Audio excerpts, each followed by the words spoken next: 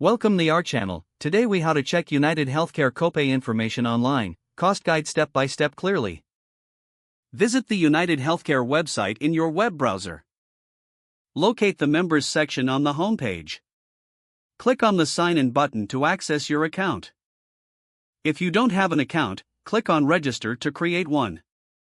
Enter your username and password in the provided fields. Click on the sign in button to log into your account. Once logged in, navigate to the Plan Information tab. Select Cost and Coverage from the drop-down menu. Look for the Copay Information section on this page.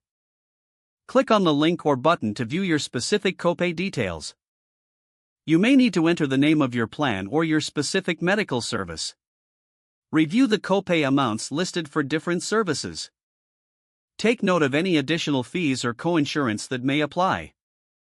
If you have further questions, visit the Help section for FAQs. You can also contact customer service directly for assistance. Log out of your account when you're finished for security reasons. If the page does not load, refresh the browser or try again in a private or incognito window. Make sure you are using the correct email address, then retype it carefully to avoid small typos. If your password is not accepted, use the reset option and create a new strong password you can remember. Check your spam folder for verification or security emails, then complete any requested confirmation steps. Enable two-factor authentication if available to improve account security and reduce unauthorized access risk. After signing in, review your profile details so your contact information and settings are accurate and current.